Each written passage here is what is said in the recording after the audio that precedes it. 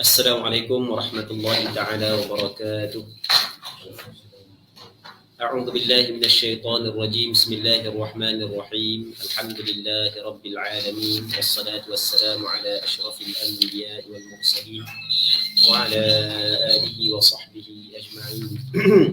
Allahumma rabbi shrah li sadri wa yassir li amri wahlul 'uqdatam min lisani yafqahu qawli. ولا حول ولا قوة إلا بالله العلي العظيم. اللهم انفعنا بما علمتنا وعلمنا ما ينفعنا وعلمنا ما جهلنا وذكرنا ما نسينا. اللهم يسر ولا تعسر. رب تمم بالخير. اللهم افتح علينا فتوح العارفين وفقنا توفيق الصالحين. اللهم لا سهل إلا ما جعلته سهلا وأنت تجعل الحزن إذا شئت سهلا. Jadi insya-Allah kita sambung semula pengajian kitab Minhajul Talibin karangan Imam Nawawi rahimahullah subhanahu wa taala, anjuran doa dung bulu gading.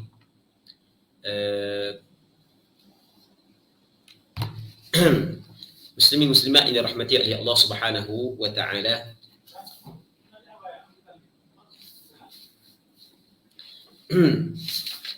Kata pengarang rahimahullah subhanahu wa ta'ala,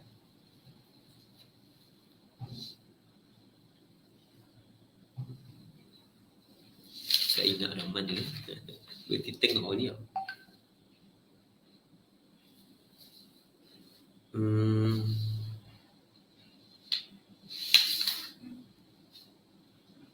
mana dah ingat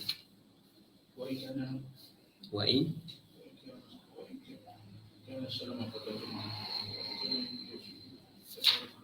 Kena sekali. Wa in kana salaman fatat jum'atu wa ila fatat.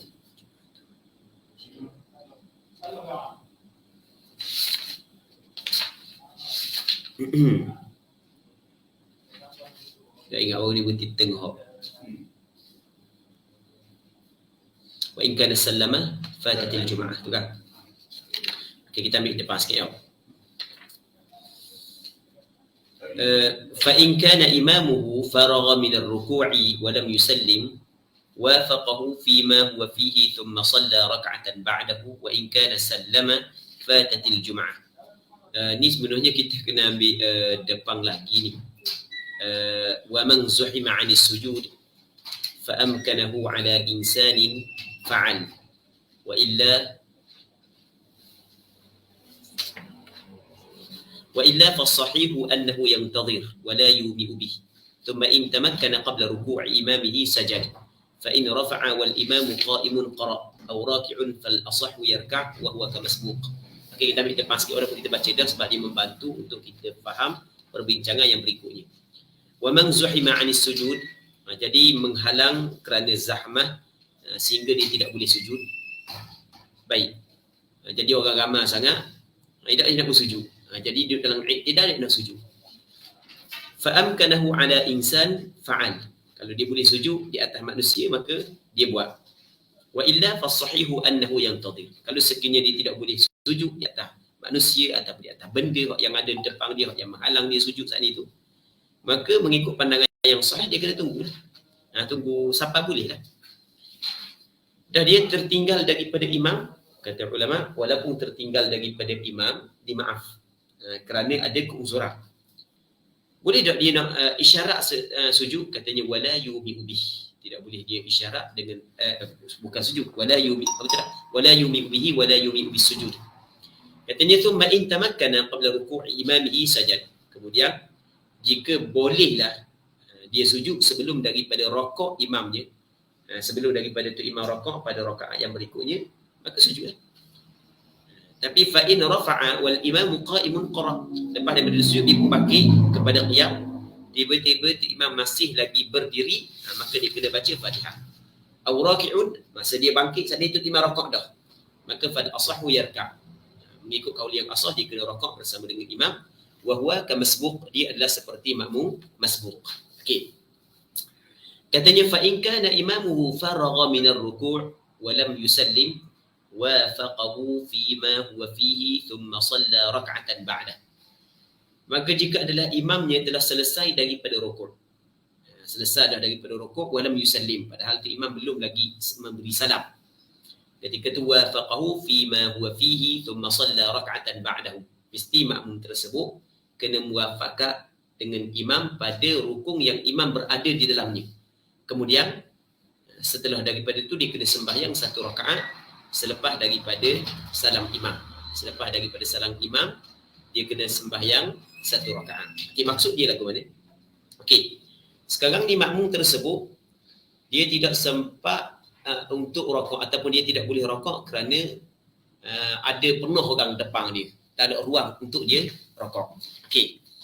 Jadi apabila tidak ada ruang untuk dia rokok, maka dia boleh rokok atas orang. Tiba-tiba tak boleh nak rokok atas orang juga. Tak boleh. Orang pakat tinggi belakang nak rokok orang ni. Allah sudahlah. Orang sembahyang tangga dah depan. Tinggi pula tak rokok tu orang tu ni. Okey, jadi dia kena tunggulah. Tunggu sehingga dia boleh rokok. Tiba-tiba boleh dia rokok, dia pun rokok. Bukan rokok, silap.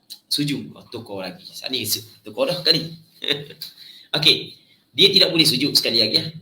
Tukar. Dia tidak boleh sujud kerana penuh orang depan. Maka kalau dia boleh sujud atas orang, dia sujud atas orang. Kalau tidak boleh sujud atas orang, maka dia kena nanti. Tiba-tiba dia nanti, boleh dah dia sujud. Maka dia sujudlah, walaupun untuk imam tinggal dia, dimaafkan untuk dia. Baik, ada keuzuran dia ketika ni. Jadi katakanlah masa dia bangun tu imam masih lagi qiyam. Masa dia bangun kepada qiyam, dah selesai dah sujud, dia bangun kepada qiyam, tu imam masih lagi qiyam, maka wajib dia kena baca Fatihah. Macam biasalah. Kalau dia bangun tu imam rakaat dah, maka dia kena rakaat sebab hukum dia seperti makmum masbuk pada ketika tu. Okey. Kalau dia bangun tu imam tu selesai dah daripada rakaat. Dia bangun tu imam selesai dah daripada rakaat, ataupun bukan, dah silap lagi. Kejap, minum air dulu.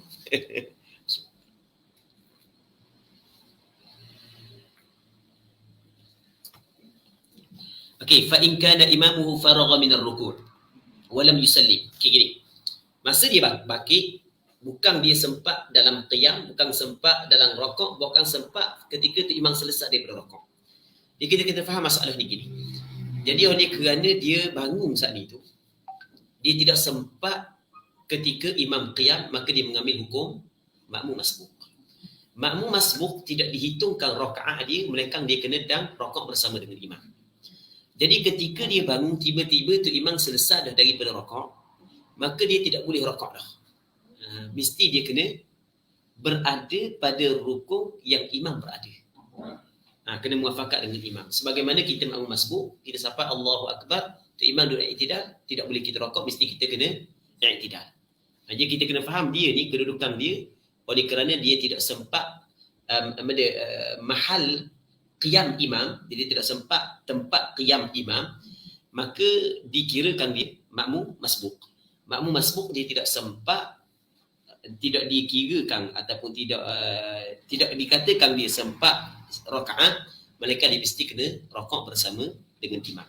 Sekarang ni dia bangkit, tiba-tiba tu imam selesai dah rakaat. Jadi luputlah rakaat tu bagi dia. Boleh tak dia nak rakaat? Tak boleh lah. Mesti dia kena berada pada keadaan ataupun rukun imam berada. Itu maksudnya walam yusallim wafaqahu fima huwa fi. Kalau tu imam bagi salam dah, ada hukum lain lah. Lepas tu lepas daripada itu, thumma shalla raka'atan ba'dahu, kerana rakaat tu luput dah bagi dia. Kemudian dia kena sembahyang satu rakaat selepas daripadanya. Okey. Wa in kana sallama fatatil jum'ah, dan jika adalah ia imam telah memberi salam. Bangun je, dah tu imam bagi salam, laju tu imam. Bangun tu imam bagi salam. Maka apabila tu imam bagi salam, fatatil jum'ah, luputlah Jumaat bagi dia. Sebab dia luput, okey, kita kabur lagu mana? Makmum dia mesti kena sempat satu rakaat berjemaah bersama dengan imam. Dia bukan mesti kena sempat rakaat, mesti kena sempat satu rakaat. Nak kata satu rakaat, mesti dia kena sempat rakaat bersama dengan imam, i'tidal bersama dengan imam, sujud yang pertama dan sujud yang kedua.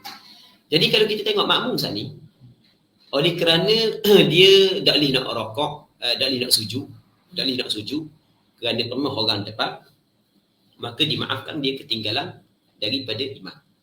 Dimaafkan dia ketinggalan daripada imam. Tiba-tiba masa dia bangun, dia dapati tu imam telah bagi salam.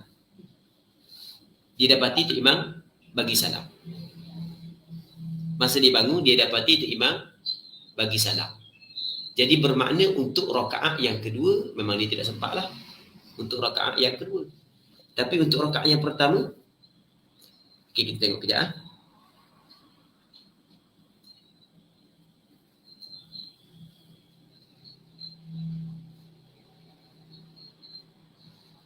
Dia kata, kalau kita tengok dalam kitab Mughnil Muhtaj, dia kata li'annahu la tatimma lahu rak'atun qabla salam al-imam fayutimmuha dhuhrah. Kerana tidak sempurna baginya satu rakaat sebelum daripada salam imam. Okey, betul lah. Baik. Sekarang ni tengok Dan jika adalah ia imam telah memberi salam.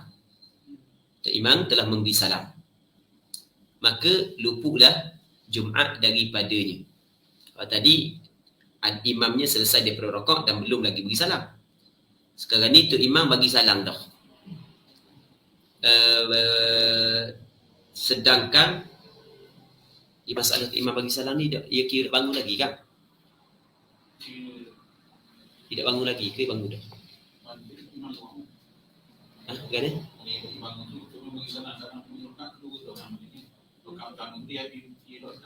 Ya kita dang rakaat pertama, rakaat kedua memang dah kan?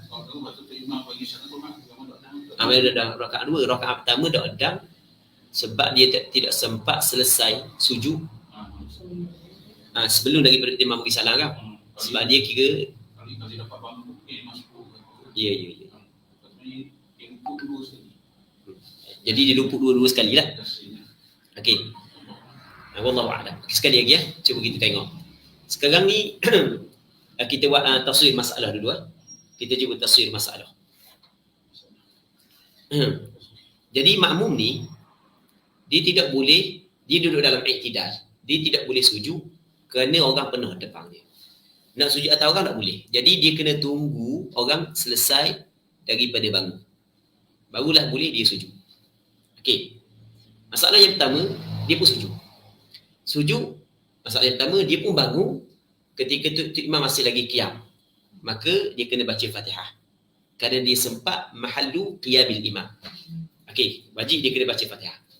Kalau tu imam rakaat sebelum daripada dia selesai baca Fatihah, maka dia kena tinggal Fatihah tersebut kerana dia hukum seperti makmum masbuk. Okey, itu yang pertama. Yang keduanya, masa dia bangun, saat itu dia bangun, tu imam dalam keadaan rakaat, maka mesti dia kena rakaat bersama dengan imam.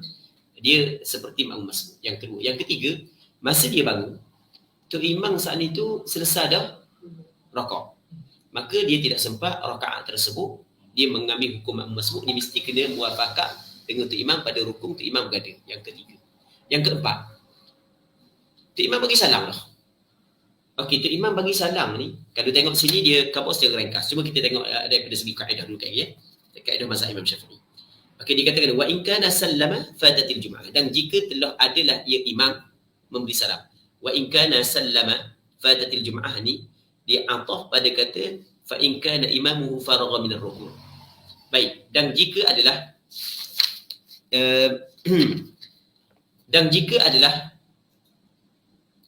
imamnya memberi salam. Okey, kalau fa in kana imamuhu dia ada kait dengan yang sebelum daripada ni. Fa in rafa'a wal imamu qa'imun qara' aw raki'un fal asahhu yarka' wa huwa kamasbuq.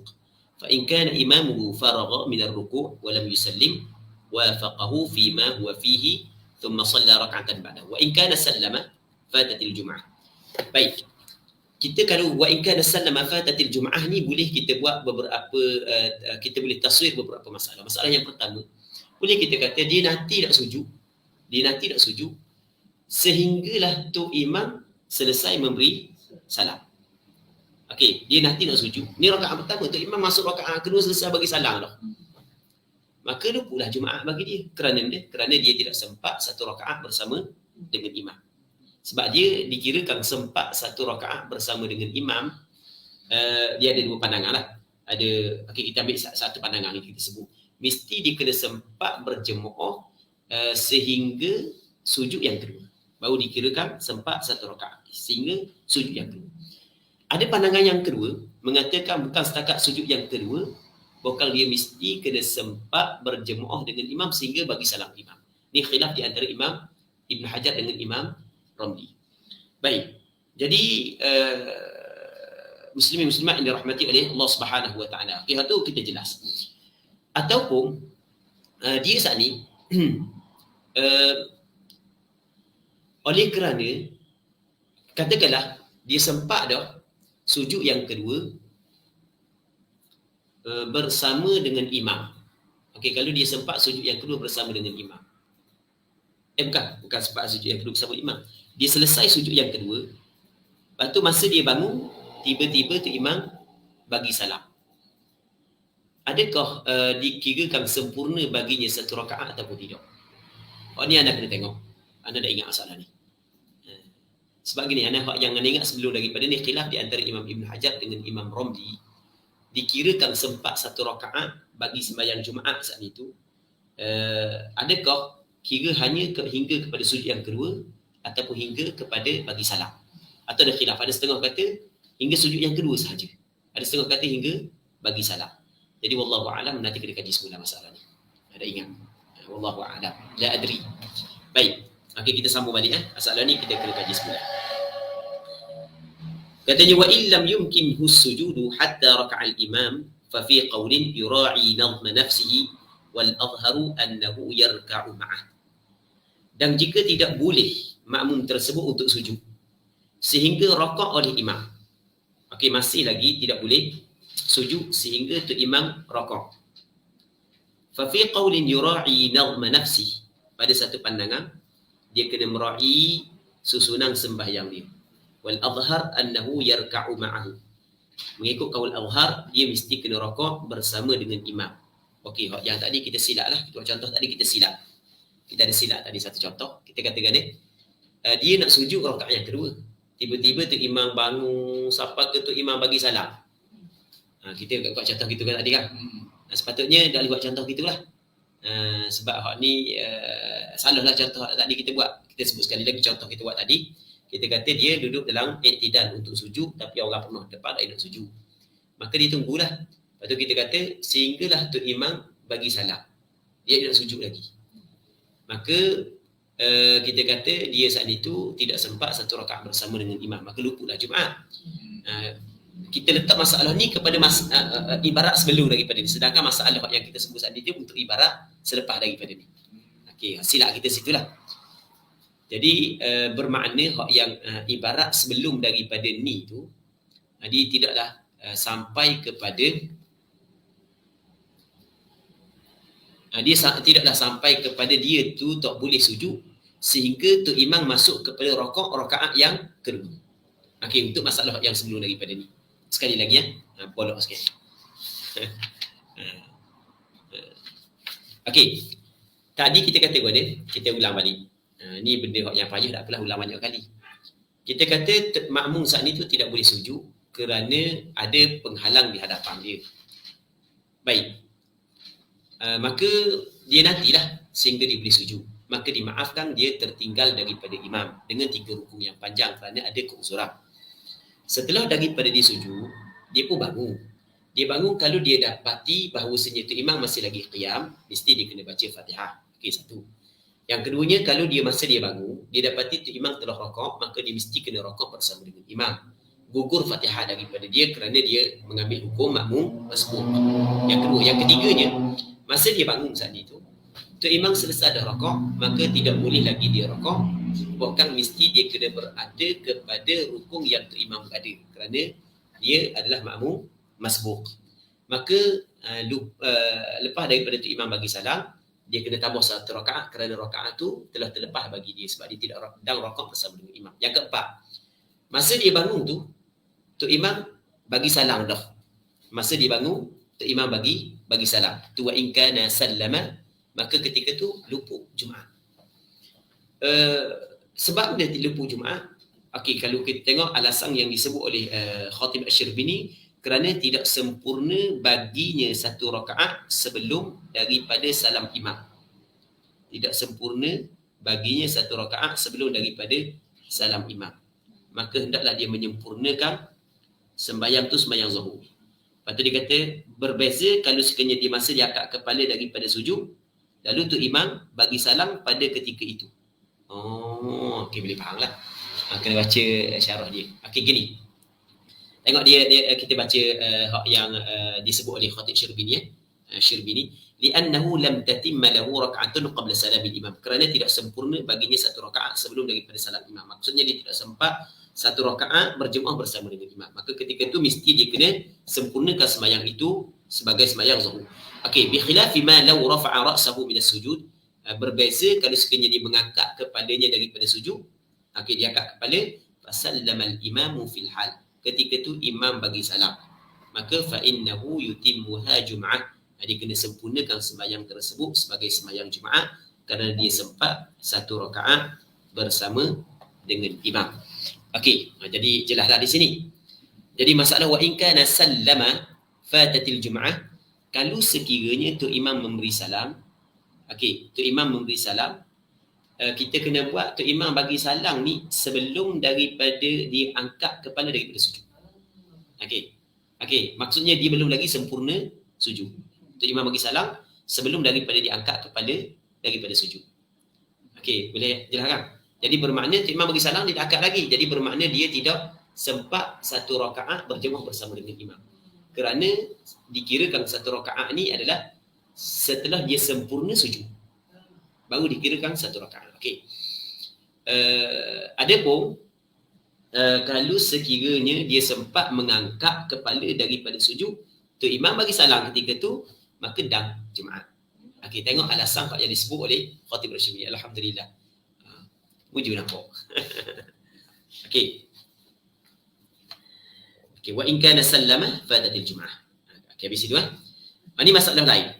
Wa in lam yumkinhu sujud hatta raka'al imam. Tidak mungkin akan dia boleh sujud. Tak boleh nak sujud. Rakaat pertama tak boleh sujud lagi. Sehingga tu imam rakaat pada rakaat yang kedua. Tu imam masuk rakaat yang kedua, rakaat pula rakaat yang kedua. Yang kita contoh tadi. Tapi kita letak contoh ni pada ibarat sebelum daripada ni. Kita silaplah. Fa fi qaulin, pada satu pandangan. Ini bukan pandangan mu'tamad lah. Sebagaimana dalam muqaddimah dulu kita sebut, Imam Nawawi sebut istilah yang diguna ni, fi qaulin. Fa fi qaulin yura'i nazma nafsih. Dia kena meraihkan susunan dirinya. Maksudnya, walaupun tu imam rakaat dah, tetap dia kena sujud macam biasa. Okey, itu pandangan, satu pandangan. Itu maksud dia kena meraih susunan sembahyang dia. Sebab dia sekarang ni dalam iktidal, dia nak sujud.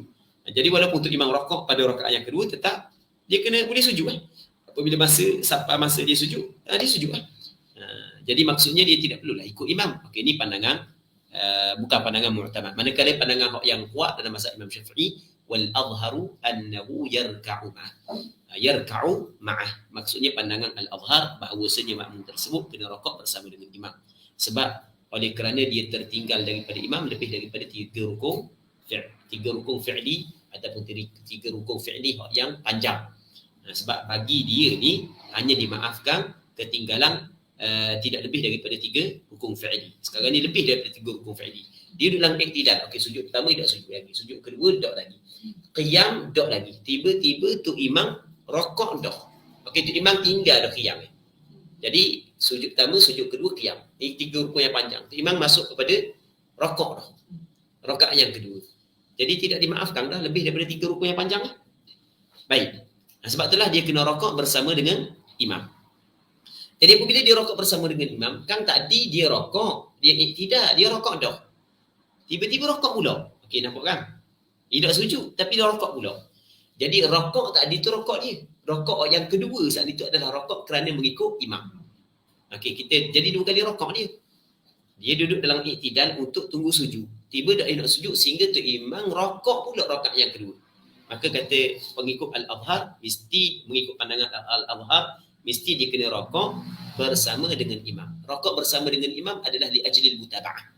Kerana mutaba'ah, kerana terlalu jauh dah ketinggalan dia dengan imam. Baik. Jadi sekarang ni tengok kata dia wa yuhsabu ruku'uhul awal fil asah. Dan dihitungkan rakaatnya yang pertama. Sebab rokok yang pertama adalah rokok dia. Baik.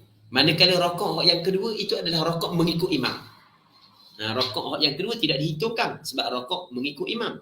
Rokok yang pertama tu hak yang dihitungkan bagi dia. Lepas tu faraka'atuhu, maka satu rakaatnya. Satu rakaatnya adalah mulaffaqatun, gabungan min ruku'il ula, daripada rokok rakaat yang pertama, wa sujudis tsaniyah, dan sujud rakaat yang kedua. Okey, dah. Sekarang ni kat lagi apabila tu imam sujud, dia pun sujud sekali dengan tu imam. Baik. Lepas tu imam duduk antara dua sujud, dia duduk antara dua sujud, imam sujud yang kedua, dia sujud yang kedua. Jadi kalau kita tengok nisbah kepada rokok dia yang dihitung adalah rokok rakaat yang pertama dia. Manakala sujud saat ni tu, sujud yang dihitung adalah sujud nisbah kepada rakaat yang kedua bagi imam. Okey. Jadi itu adalah satu rakaat bagi dia. Jadi apabila dia dang satu rakaat, maka dikirakan dang Jumaat. Sebab itulah dia kata benda wa yudriku bihal jum'ata fil asah. Dan sempatlah ia biha, maksudnya bihadhihi rakaat, bi rakaatihi saat itu al-jum'ata fil asah, kerana dia sempat berjemaah satu rakaat bersama dengan imam. Nampak tak Zul? Jelas? Bismillahirrahmanirrahim. Tinggal lagi masalah. Saat ni kita kata dia mesti kena pergi kepada rukun yang imam berada. Maksudnya kalau tu imam rakaat dah, mesti dia kena terus rakaat bersama dengan imam. Dia kena tinggal sujud dia. Lepas tu dia kena sujud saat ni tu ikut imam pula. Tapi sujud rakaat yang kedua imam lah. Nampaklah kan? Okey. Katanya falau sajadah, maka jika sujud dah ala tertibi nafsi, mengikut susunan sembahyang. Dia tetap ada rakaat bersama dengan imam. Dia tetap pergi sujud mengikut susunan sembahyang dia. Aliman, sedangkan dia tahu perbuatan tersebut adalah salah. Aliman bi anna wajibahul mutaba'atu. Dia mengetahui bahawasanya kewajipan dia adalah mengikut imam. Mesti kena rakaat bersama dengan imam. Ketika tu batalat salatuhu, jawab bagi lau, batal sembahyang dia. Sebab mana batal sembahyang dia? Kerana dikirakan dia telah menambah rukuk. Dia kira menambah rukuk. Sebab hak yang dituntut ketika tu bagi dia adalah rakaat, bukan sujud. Tiba-tiba dia pergi sujud, jadi bermakna dia buat benda hak yang lain. Hak yang tidak dituntut kepada dia. Baik. Ni kalau sekiranya aliman. Manakala wa in nasiyah, dan jika lupa dia lupa. Au jahila, ataupun jahil. Lupa ataupun jahil. Dia lupa ataupun jahil yang ma'zur lah. Cuma dalam masalah ni oleh kerana dia termasuk dalam benda yang rumit, maka orang yang belajar pun mungkin, orang yang belajar sikit-sikit kan, mungkin terlepas pandang juga masalah ni, mungkin tidak tahu sebab benda ni termasuk dalam ghawamir, benda yang rumit. Okey, kalau dia lupa ataupun dia jahil, dia tetap sujud tapi tak tahu. Dia lupa. Dia lupa bahawasanya dia sepatutnya kena rakaat bersama dengan imam, tetap dia sujud. Ataupun dia tak tahu, dia ingat kata tak apa, sujud bersama sujud. Ingat dah perlu ikut tu imam. Memang tak tahu sungguh. Katanya lam yuhsab sujuduhu al-awwal. Tidak dikirakan sujudnya yang pertama.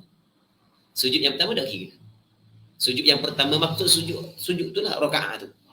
Tapi fa idza sajada tsaniyah, maka bila sujud dia yang kedua. Kan lepas daripada sujud yang pertama dia akan bangun qiyam, dia kejar imam. Lepas tu dia rakaat semula. Ya tidak. Lepas tu dia pun sujud yang kedua. Tu fa in sajada tsaniyah husib, dihitung akan sujud yang kedua. Sebab sujud yang kedua adalah sujud yang betul. Okey. Sekali lagi kita buat kita taswif masalah. Okey. Sekarang ni katakanlah dia duduk i'tidal, nak sujud tapi tak boleh sebab penuh orang depan. Nak sujud atas belakang orang pun tak boleh. Okey. Lepas tu imam pun bangun. Tak boleh sujud lagi. Tiba-tiba tu imam rakaat. Okey, apabila tu imam rakaat, bermakna dia telah ketinggalan daripada imam lebih daripada 3 rukun yang panjang. Maka tidak dimaaf dah untuk dia. Mesti dia kena pergi kepada rukun imam berada. Itu mesti kena rakaat bersama dengan imam. Okey. Tiba-tiba dia tak pergi. Tidak rakaat bersama dengan imam, bahkan dia tetap turun sujud. Okey, 2. Yang pertama, dia buat dengan sengaja serta tahu hukum haram. Maka batas sembahyang dia kerana menambah rukuk. Yang kedua, dia tidak tahu bahawasanya yang wajib kepada dia adalah kena mutaba'atul imam ataupun benda dia buat dalam keadaan terlupa. Dia tahu tapi dia terlupa lah. Dah ingat. Dah mari. Okey. Tetap dia sujud juga. Okey, sujud yang pertama saat itu tidak dihitungkan. Sebab benda tidak dihitung? Sebab dia buat benda yang salah. Sujud yang pertama dia buat benda yang salah dan tidak dihitung. Okey, sujud yang pertama. Lepas tu dia pun bangun qiyam. Okey. Qiyam tu juga tidak dihitung untuk dia. Sebab benda yang salah. Sebab hak yang dia sebenarnya ketika tu kena rokok. Apabila dia rokok, barulah kira. Tapi kira ikut imam. Nampak tak kan? Sebab dia asal kena rokok. Sujud yang rakaat yang kedua. Bukan. Sujud rakaat yang kedua. Bukan. Sujud yang kedua, sujud pada rakaat yang kedua. Dia bagikan sujud rakaat yang pertama satu, sujud rakaat yang kedua satu. Okey. Jadi pendek kata gini, kalau kita nak lebih mudah lagi masalah ni, sepatutnya dia kena rokok bersama dengan imam. Tiba-tiba dia tidak rokok bersama dengan imam, maka setiap benda yang dia buat selain daripada rokok saat itu tidak dikira. Okey. Setiap benda yang dia buat selain daripada rokok tu tidak dikira. Oleh kerana dia buat tanpa disengajakan, terlupa ataupun jahil hukum, maka tidak batal sembahyang dia. Sujud yang pertama tidak membatalkan sembahyang. Sujud yang kedua, duduk antara dua sujud yang kedua qiyam pula, ni tidak dikira belaka. Gak masuk je rakaat, lepas tu i'tidal baru kira sujud kedua pertama, lepas tu duduk antara dua sujud yang kedua barulah dikira untuk dia. Itu maksud dia. Katanya wa in nasiyah au jahila lam yuhsab sujuduhul awal. Tidak dihitung akan sujud dia yang pertama. Dia maksud sujud yang pertama ni dalam kitab Mughnil Muhtaj dia kata wa huwa ma ata bihi ala tartibi nazmi salati nafsi. Iaitu sujud yang pertama adalah apa yang dia buat mengikut susunan sembahyang diri dia. Okey. Jika rakaat yang pertama dia. Okey. Sebab dia tidak dikira li'annahu ata bihi fi ghairi mahalli. Sebab dia datangkan sujud tersebut bukan pada tempatnya. Sebab kalau kira dia ni wajib kena rakaat. Lepas tu batal sembahyang dia, katanya wala tabtulu bihi salatu li'udhri. Tidak batal sembahyang dia dengan perbuatan tersebut kerana ada keuzuran. Okey. Fa idza sajada thaniyan, maka bila dia sujud yang kedua. Okey, maksud dia sujud yang kedua, tengok dalam kitab Mughnil Muhtaj dia kata ba'da an qama wa qara'a wa raka'a wa huwa ala nisyanihi aw jahlihi. Selepas daripada dia bangun, lepas tu dia baca pula, lepas tu dia rakaat sedangkan dia saat itu lupa ataupun jahil. Ketika tu kata dia husib, dikira dia akan sujud yang kedua. Sebab sujud yang kedua memang betul lah. Memang betul lah. Sujud dia dah. Okey. Wal asahhu idrakul jum'ati bihadhihi rak'ah. Mengikut kaul asah, dapat Jumaat dengan rakaat ini. Tapi dengan syarat idza kamulatis sajdatan qabla salamil imam. Apabila sempurna dua sujud sebelum daripada salam imam. Jadi mesti dia kena sujud pada yang kedua saat itu. Baru kira serakaat kan? Tapi sebelum daripada salam ke imam.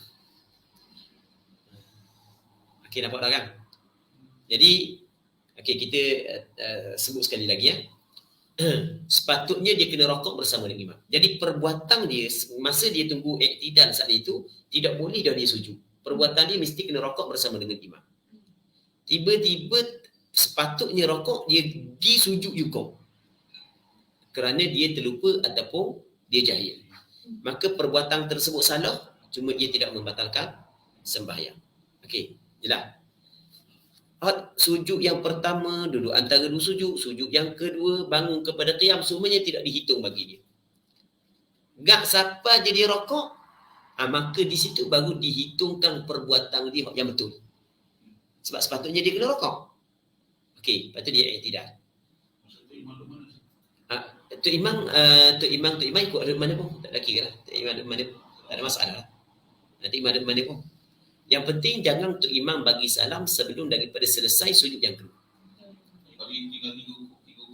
Dimaafkan sebab dia lupa. Dia terlupa dia kan? Dia tak sengaja. Dia terlupa. Walaupun dia tertinggal lebih daripada 3 rukuk yang banyak. panjang. Sebab dia terlupa kan?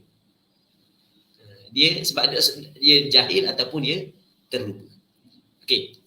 Jadi kalau dia sempat selesai sujud yang kedua sebelum daripada tu imam bagi salam, maka dia kira sempat 1 rakaat. Maka sempat Jumaat.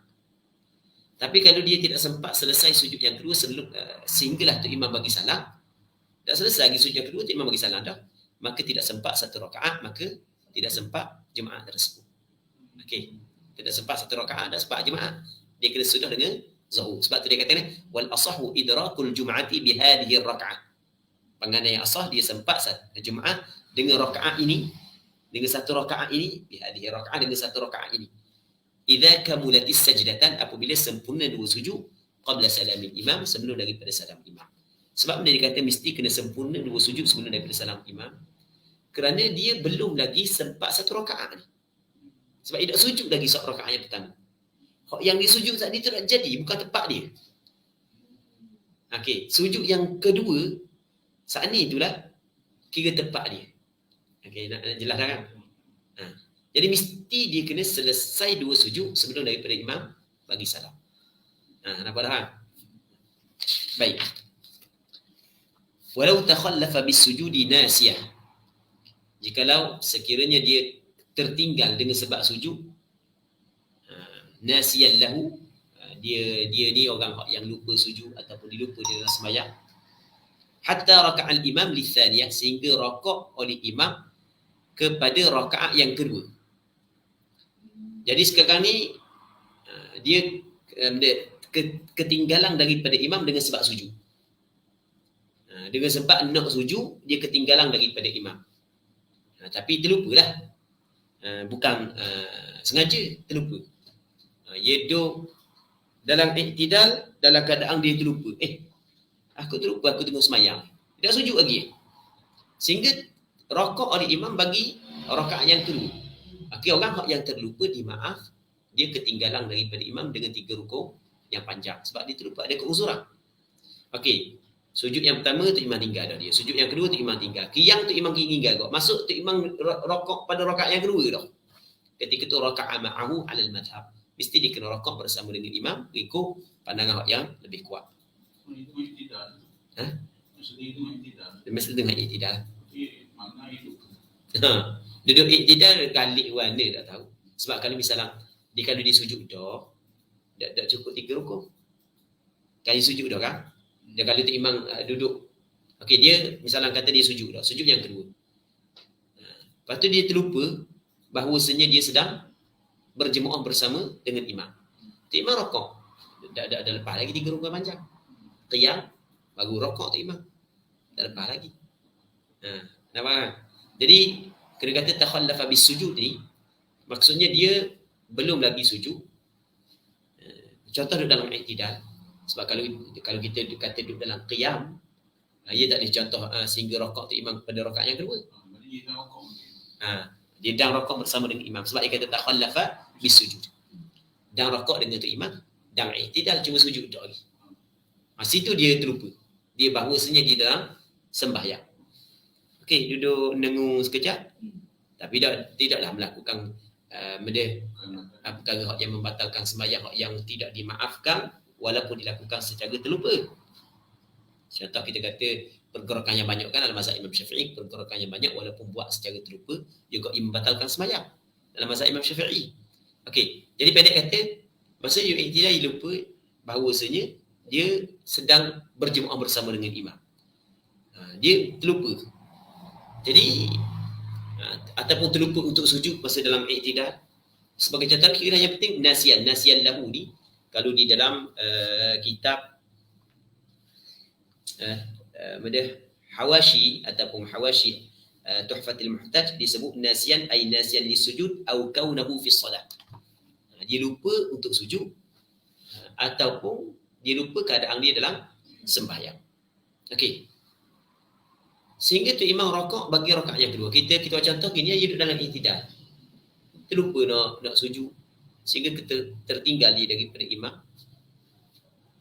Sehinggalah Tok Imam rokok kepada rakaat yang kedua. Okey, apabila Tok Imam rokok yang kedua, jadi bermakna Tok Imam tinggal sujud pertama, sujud yang kedua, qiyam.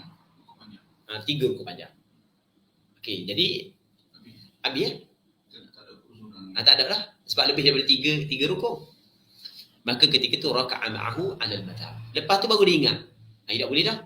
Nak sujud. Tak boleh dah. Sebab lebih dah daripada 3 rukuk yang panjang. Okey, raka'a ma'ahu 'alal madhab. Mesti dia kena rokok bersama dengan imam. Kena rokok. Okey, rokok bersama dengan imam. Hak mana hak yang perlu kena kira? Kalau kira rokok yang pertama saat itu, rokok pertama ke rokok dia? Rokok yang kedua saat itu adalah rokok kerana mengikut imam. Dia ikut imam atau asal. Dia lagu. Jadi rokok yang kedua ni adalah rokok mengikut imam. Hak yang kena kira hak yang pertama. Kira yang pertama. Sebab hak yang pertama asal kan. Masa tadi. Baik. Katanya bab salatil khauf, bab pada menyatakan sembahyang al-khauf.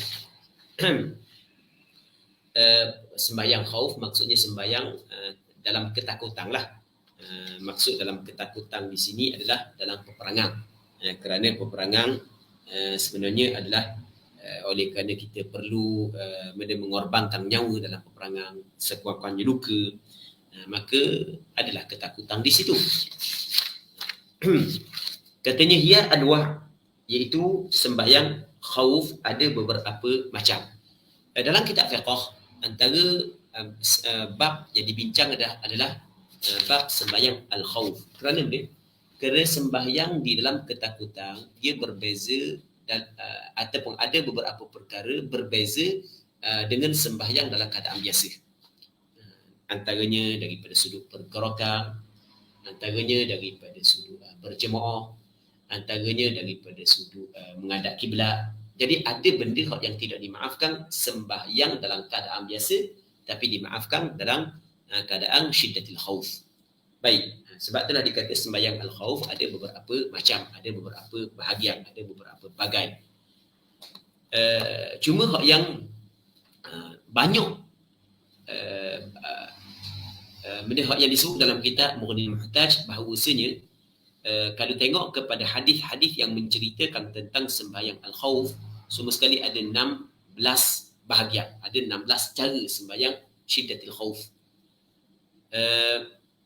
Yang mana 16 ni disebut dalam kitab Sahih Muslim dan kebanyakan di dalam Sunan Abi Daud. Dalam Sahih Imam Ibn Hibban disebut sebanyak 9 cara. Baik. Cuma dalam 16 ni Imam Syafi'i memilih sebanyak 3. Begitu yang disebut oleh Khatib Asy-Syirbini, wa ikhtara minha Asy-Syafi'i radhiyallahu ta'ala anhu al-thalathah allati dzakarha al-musannif, tapi wa dzakara ma'aha ar-rabi' al-ati.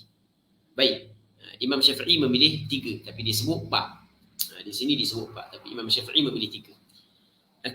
Kenapakah Imam Syafi'i tidak memilih kesemuanya?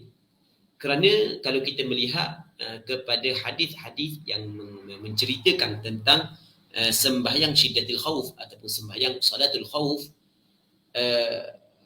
ada hadis yang menceritakan tentang benda hak yang lama dan tentang hak yang baru. Yang mana kalau kita tengok hak yang kemudian ia lebih sempurna berbanding dengan dulu. Maksudnya ada perubahan dan ada pembaikian. Ada perubahan dan ada pembaikian.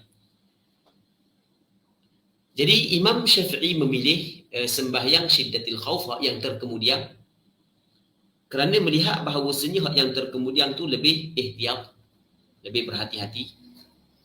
Okey, dan melihat bahawasanya hak yang 3 ni dia tidak teruk sangat menyalahi kaedah asal dalam bab sembahyang. Tidak menyalahi kaedah asal dalam bab sembahyang. Manakala hak yang selain daripada itu teruk sangat menyalahi kaedah asal dalam bab sembahyang. Dan benda tu dibuat pada awal. Manakala hak yang kemudian Rasul tinggal benda hak yang awal. Jadi di situlah Imam Syafi'i tidak menerima hak yang banyak menyalahi kaedah asal dalam bab sembahyang. Itu secara ringkas Kenapa kalau Imam Syafi'i memilih hanya sebahagian sahaja? Al-awwal, ay an-naw'ul awwal, naw' yang pertama, yakunul aduwwu fil qiblati, adalah musuh pada arah kiblat. Ni dalam kira peperangan dululah, berbeza dengan peperangan kita sekarang. Peperangan kita sekarang dia bukan susunan saf seperti peperangan dulu. Ini cara peperangan dulu. Ataupun kalau peperangan kita sekarang ni, kita kata dia ada bahagian-bahagian dia kan. Aduh, sayap kanan duduk sana, sayap kiri duduk sana, jauh-jauh kan. Dia pecah. Peperangan ni, peperangan dulu, dia top satu soft. Dia adalah mungkin berbeza lah.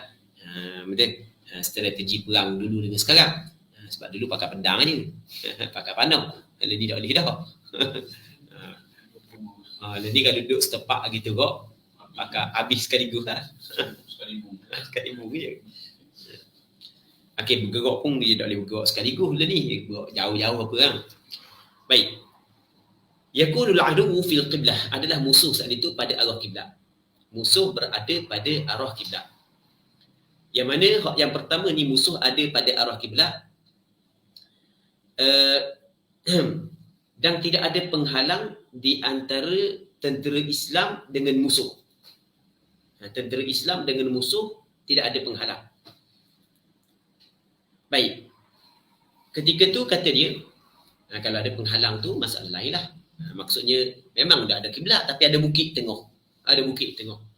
Jadi musuh walaupun dekat dah di antara orang Islam, tentera Islam dengan musuh, tapi oleh kerana dihalang oleh bukit, jadi tak ada uzi manalah. Jadi lagi lah peperangannya. Baik. Yaqulul aduwwu fil qiblah, adalah musuh saat itu fil qiblah ay fi jihatil qiblah, pada pihak kiblat. Maka ketika itu katanya fayurattibul imamu al-qaum saffain, maka menyusunlah oleh imam akan kaum itu yakni tentera Islam saat itu kepada dua saf. Susung dua saf. Dua saf ni sekurang-kuranglah lebih daripada dua saf pun tidak menjadi masalah. Baik.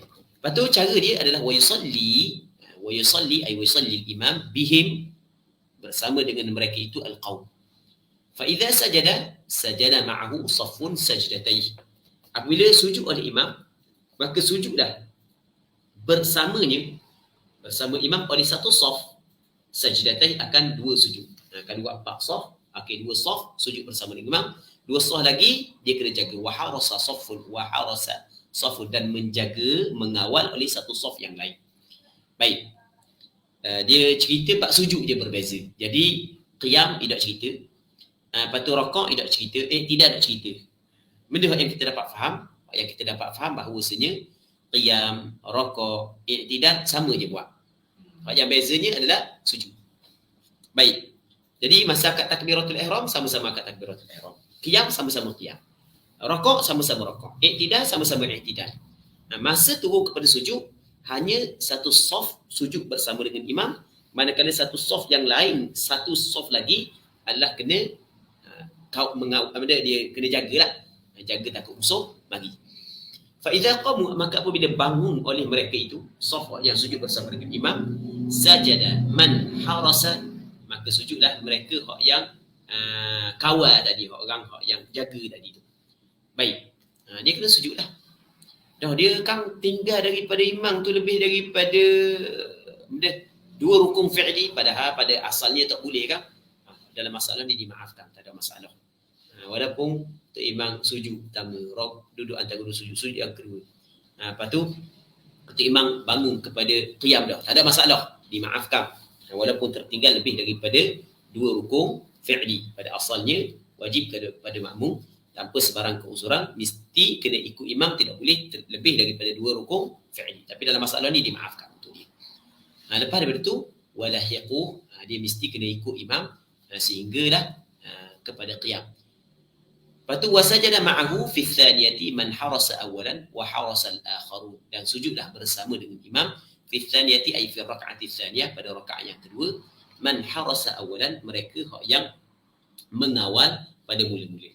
Siapa yang kawal mula-mula, dia pun sujud pada rakaat yang kedua. Jadi yang sujud rakaat yang pertama, dia jadi dia mengawal pula pada rakaat yang kedua. Wa harasal akharun, dan mengawal oleh al-akharun, yang lain saat itu, yang sujud dah bersama dengan imam pada rakaat yang pertama awal-awal. Baik. Katanya fa idza jalasa, maka apabila duduk imam, duduk untuk tasyahud lah, maka sajada man harasa, barulah sujud orang yang mengawal sana. Lepas tu wa tasyahada, dan tasyahudlah ya imam bis-saffain dengan dua saf, wa salam, dan memberi salam imam dengan dua saf tersebut. Tasyahud bersama, salam sama. Wa hadhihi salatu Rasulillah sallallahu alaihi wasallam bi Usfan. Ini adalah sembahyang Rasulullah sallallahu alaihi wasallam di Usfan. Usfan ni adalah nama satu perkampungan. Ada satu perkampungan di sana, nama dia Usfan. Nama dia Usfan. Dalam peperangan ni Rasulullah sallallahu alaihi wasallam sembahyang cara begini. Baik. Katanya walau harasa fihi ma firqata saffin jaz. Sekiranya mengawal pada keduanya, pada dua rakaat, firqata saffin, dua puak bagi satu saf, dua puak di dalam satu saf, jaz, harus dia mengawal di dalam keduanya. Kita ada soalan tak? Ada dua soalan. Dua soalan, kita berhenti dulu. Okey. Nanti kita sambung sebelah ni. Wallahu subhanahu wa ta'ala a'lam.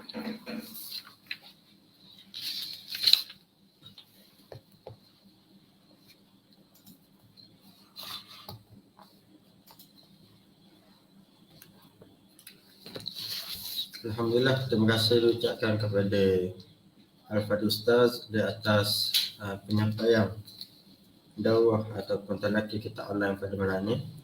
Jadi malam ni kita ada 3 soalan, Ustaz.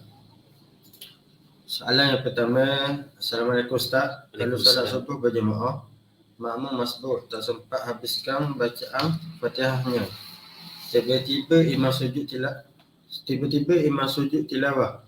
Adakah makmum tersebut perlu sujud tilawah ikut imam?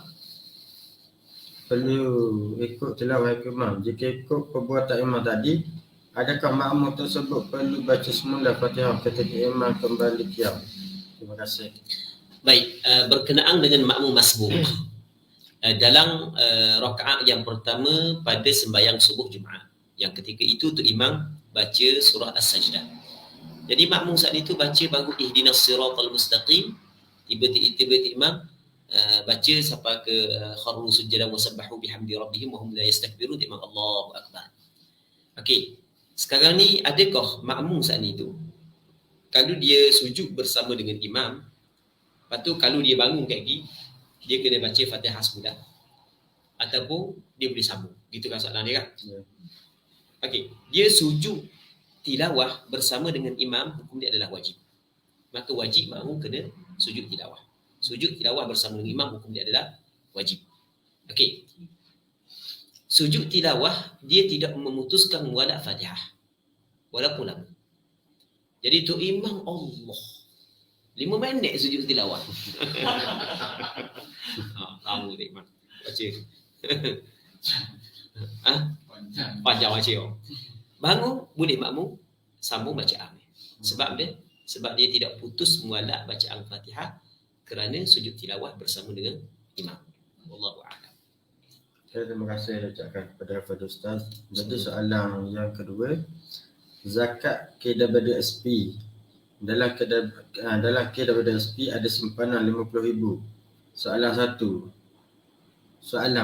satu, kena zakat tak dari 50,000 tu? Yang kedua, kalau keluarkan 30,000, kena zakat tak? Ke kena tunggu cukup haul dulu? 3, kalau keluar 3,000, kena zakat tak? Dia KWSP ni benda KWSP. Wang simpanan lah. Wang simpanan. KWSP. Dia ringkasan daripada kumpulan wang simpanan. Okey, kumpulan wang simpanan gitu kan? Jadi wang simpanan. Okey, kita kata simpanan kita. Jadi duit itu adalah duit kita. Cuma kita tidak boleh ambil sesuka hati. Kita tidak boleh ambil sesuka hati. Sampai masa baru boleh ambil. Baik. Jadi apabila duit itu adalah duit simpanan kita, duit kita, kalau cukup nisab, cukup haul, wajib kita kena keluar zakat.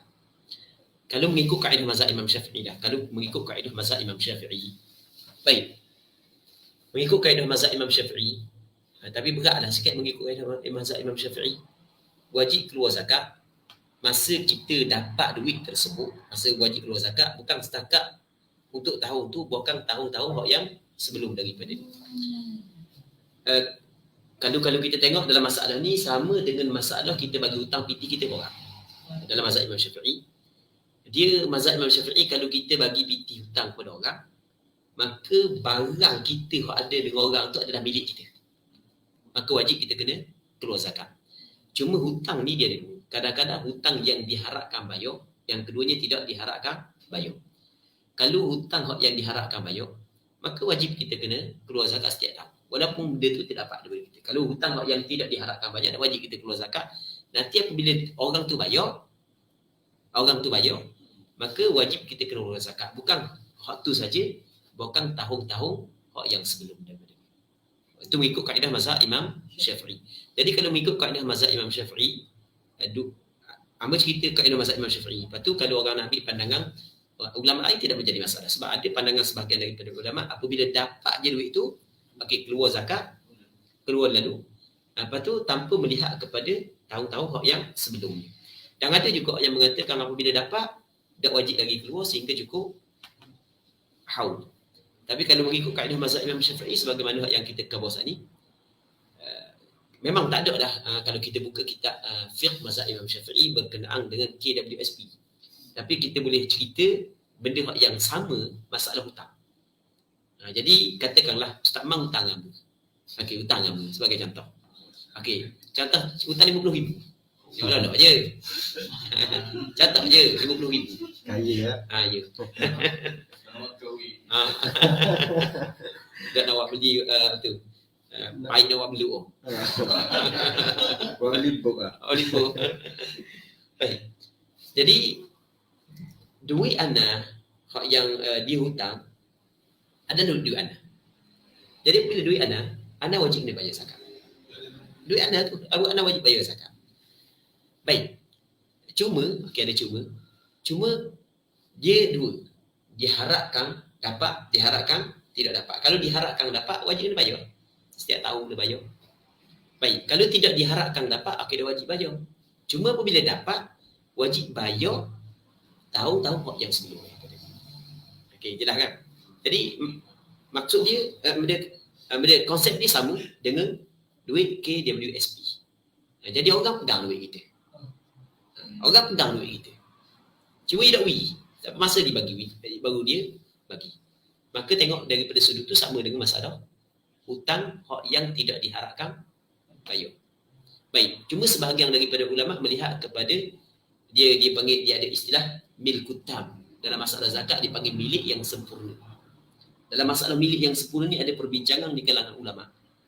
Ni dia kata memang duit kita tapi bukan pemilikan yang sempurna.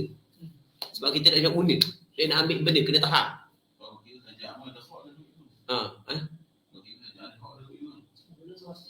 Kamu dah pasti tak? Tak ada kita. Ada orang bincang isu kegiatan hukum agama. Ya. Dia tengok tidak kuasa penuh kan? Kalau tengok kepada tidak ada milkutam, maka tidak wajib zakat lah. Sebab di antara syarat wajib zakat mesti kena milik yang sempurna. Tapi mengikut kaedah mazhab Imam Syafi'i macam kita ke bawah sana. Dia macam hutang tadi tu kan. Bila kita dapat saat itu, jadi bermakna di situ baru kita tahu dia adalah milik kita. Kita dapat, maka wajib kita kena bayar ketika dapat dan segala tahun-tahun yang lepas dah. Allahu a'lam. Baik. Jadi kalau nak mudah tengok macam orang buat ramai-ramai tu lah. Jadi ada orang yang buat ketika dapat tu baru bayar kan. Bayar setahun je lah.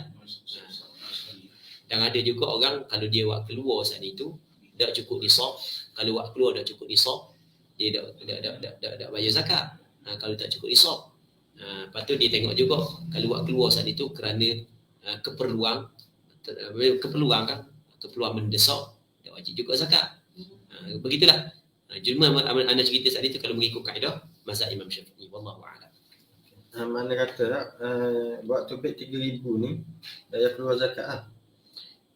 Kalau atas pandangan yang mengatakan tak perlu keluar zakat, tak perlu keluar zakat lah. Tapi kalau mengikut kaedah mazhab Imam Syafi'i macam Mekah bos tadi tu. Kalau dah awak keluar semua sekali lagi, wajib kena keluar zakat setiap tahun-tahun hak yang lepas tu. Tapi teruk lah sikit. Kena teruk lah sikit. Tapi biasa nak pakai lah pandangan ni. Sebab memang kalau pakai pandangan mazhab Imam Syafi'i, anda nak kata mazhab Imam Syafi'i, anda kata mengikut kaedah mazhab Imam Syafi'i kalau kita tengok masalah duit hutang. Masalah duit hutang tadi. Baik, wallahu a'lam. Okey, terima kasih ucapkan kepada Al-Fadhil Ustaz. Jadi soalan terakhir pada malam ini, Muhammad Iman Imran. Assalamualaikum Ustaz. Ana ada dengar wajib makmum ketika solat Jumaat. Ana ada dengar wajib niat. Salah baca lah. Ana ada dengar wajib niat makmum ketika solat Jumaat. Apakah hukum solat Jumaat selama ini yang dok niat makmum? Adakah kena qada balik? Jazakallah khairan katsiran. Hukum makmum niat menjadi makmum adalah wajib. Cuma kalaulah kita duduk belakang tu imam, kita nanti tu imam kat takbiratul ihram baru kita kat takbiratul ihram. Tiba-tiba dok niat jadi makmum atau pelik ah.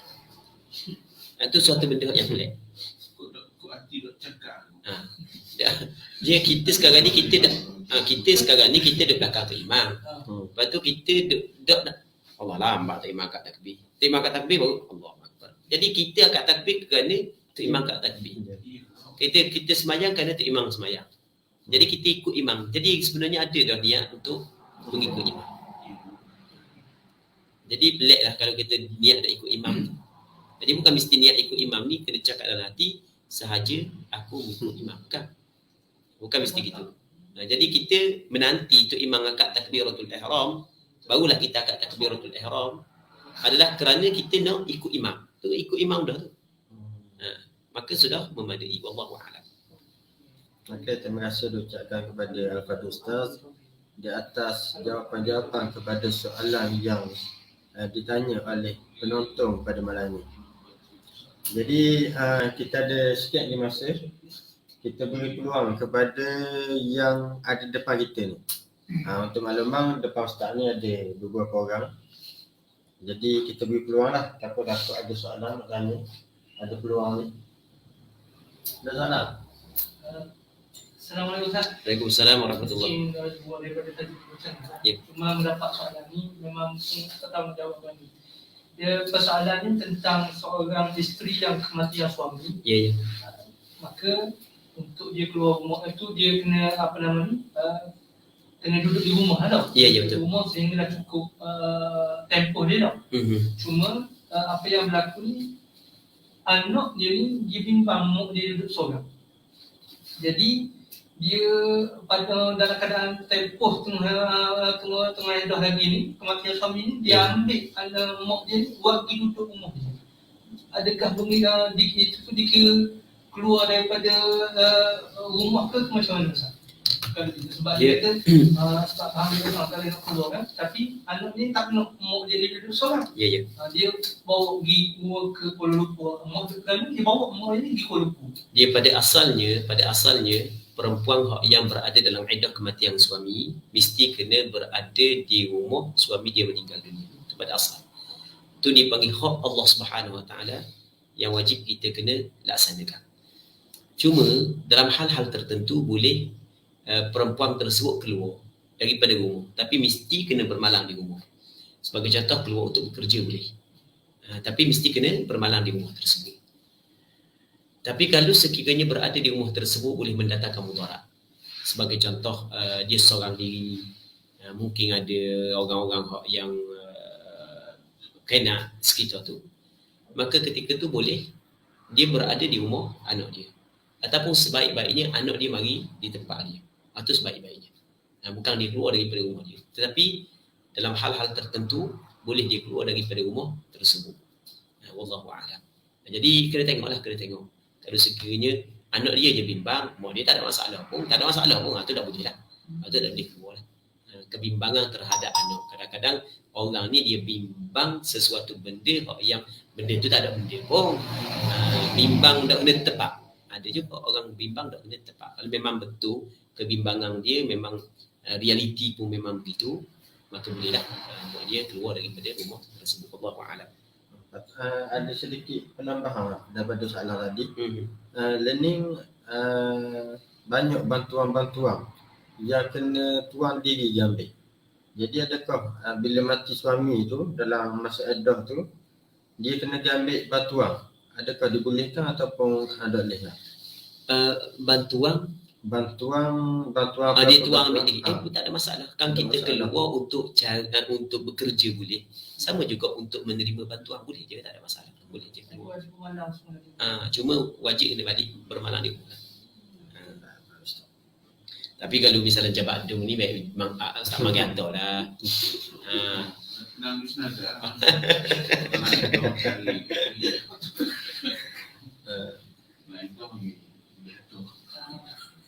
Ustaz Akim, Ahmad Akim, Ustaz Akim. Ustaz Sadu di depan tu. Ustaz Sadu tak ada malam Ustaz. Ustaz Sadu dia sibuk malam ni. Ada masyarakat. Mungkin Ustaz Yub ada soalan? Tanya diri. Ini seorang lagi ni. Ustaz tak? Bukan. Bukan. Sebab apa ada ni ya? Okey, terima kasih kepada Al-Fadhil Ustaz di atas talaki bacaan kitab pada malam ini. Aman ada tambah lagi hak tadi. Ada satu hak yang disebut dalam kitab. Okey, dia kata masalah hutang tadi hak yang nak cerita hutang. Kayak ada mazhab hak yang kita cerita mazhab Imam Syafi'i, bukan semata-mata mazhab Imam Syafi'i, bahkan ada juga mazhab ini adalah mazhab sebahagian daripada sahabat Rasulullah. Yang mana dalam kitab ni disebut dain ghairu marju al-ada, hutang yang tidak diharapkan ditunaikan, bi an yakuna ala mu'sirin la yurja yasaru atau ala jahidin wala bayyinah. Yang mana hutang saat itu orang yang berhutang, orang susah, tidak diharapkan dia saat itu jadi kaya lah. Orang miskin dah ada dia kaya ni, hutang banyak. Ataupun atas orang yang engkar hutang dan tidak ada saksi. Baik. Maka katanya faqila yuzakkihi idza qabadahu lima madha min as-sinin. Maka dia kena keluar zakat apabila dia terima hutang tersebut lima madha min as-sinin. Bagi tahun-tahun yang lepas dah. Dan ini adalah wahwa madhhab Ali wa Ibn Abbas. Madhab Sayyidina Ali dan madhab Abdullah bin Abbas. Tapi dalam masalah ini ada khilaf lah. Macam yang anak kabuh. Ada pandangan sebahagian daripada ulama mengatakan bahawasanya hanya wajib kena bayar setahun. Tidak perlu bayar sampai ke tahun-tahun sebelum daripada. Baik. Jadi kalau kita tengok yang lebih ringan lah, bayar hanya setahun sajalah. Itu hanya lebih ringan. Wallahu a'lam. Okey, terima kasih ucapkan kepada Al-Fadhil Ustaz. Dan terima kasih kepada semua yang join, yang share dan juga yang ambil bahagian pada malam ini. Mudah-mudahan mendapat kebaikan dunia akhirat insya-Allah. Jadi saya minta maaf banyak-banyak jika ada kekurangan, terkasar bahasa dan sebagainya. Yang baik itu datang daripada Allah, yang kurang yang lemah itu datangnya daripada diri saya sendiri. Jadi untuk akhirnya saya nak minta Ustaz untuk baca doa. Bismillah wassalatu wassalamu ala Rasulillah wa ala alihi wa sahbihi wa man walah.